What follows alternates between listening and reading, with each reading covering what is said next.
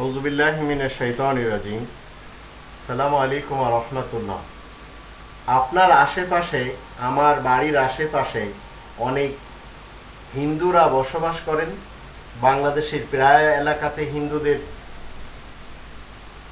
গা গেরাম রয়েছে, বস্তি রয়েছে। আপনার আশেপাশে, আপনার পড়শির মধ্যে রয়েছে, পাড়া প্রতিবেশীর ভিতরে রয়েছে। তারা মূলত তুলসী গাছকে খুব বেশি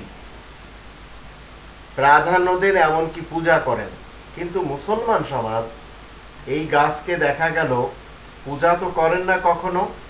আর মুসলিমরা জানেন তুলসী গাছ মানুষের জন্য অনেক উপকারী।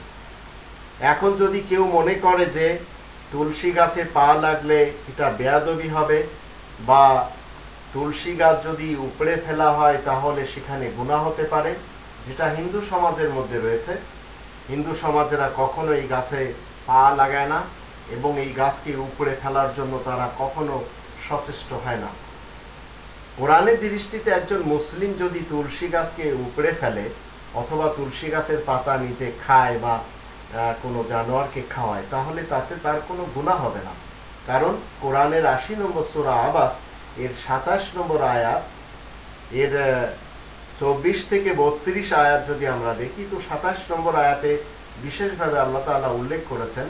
আল্লাহ বলেন, ফালিয়ানজুরিল ইনসানু ইলা তাআমি আন্না সাবাবনাল মাআ সাব্বা সুম্মা শাকাকনাল আরদা শাক্কা ফাআমবাতনা ফিহা হাব্বা ওয়া ইনাবা ওয়া কদবা ওয়া যাইতুনা ওয়া নাখলা ওয়া হাদাইকা গুলবা ওয়া ফাকিহাতা ওয়া আব্বা মাতাআল লাকুম ওয়া লিআনআমিকুম।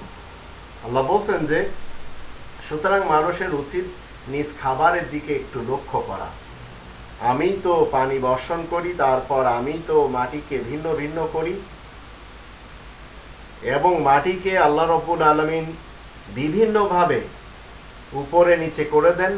যারা লাঙ্গল চষতে জানে তারা ভালো করে জানে, মাটি উপরে নিচে করে ফেলা হয়, চষা হয়। তো আল্লাহ রাব্বুল আলামিনের হুকুমে সেটা হয়। তারপরে আল্লাহ বলেন, তারপরে আমি তাতে শস্য এবং খাদ্য শস্য জন্মাই। তারপরে আল্লাহ বলছেন,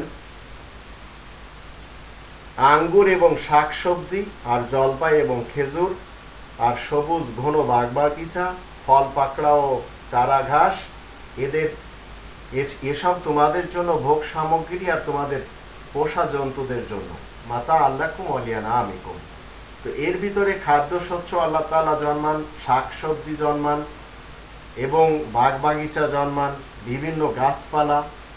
এই যে গাছপালার ভিতরে তুলসী গাছটিকে সবচেয়ে বেশি দেখা গেল ভগবানের দরজা, মানে ভগবান মনে করা হয় এবং পূজা করা হয়, এটা আল্লাহ রাব্বুল আলামিন নিষেধ করেছেন। এখন তুলসী গাছ অবশ্যই মানুষের জন্য উপকারী, কিন্তু একজন মুসলিমের উচিত হবে না কোনো হিন্দু বাড়িতে যে তুলসী গাছ উপড়ে ফেলা অথবা লাথি মারা। কারণ এটা নিতান্তই মানুষের জন্য কষ্টের কাজ। যখন আপনি অমুসলিমদের, হিন্দু সমাজের এই তুলসী গাছ উপড়ে ফেলবেন বা তাদের গাছে আপনি লাথি মারবেন, তো দেখা গেল তারা কষ্ট পাবে। তো কোরআন ১৭ নম্বর সূরা বানী ইসরাঈলের ৭০ নম্বর আয়াতের দৃষ্টিতে মানবতা শিক্ষা দেয়। সেহেতু মানুষ হিসেবে সবাই ইজ্জতের অধিকারী, আপনি কাউকে অপমান করতে পারবেন না।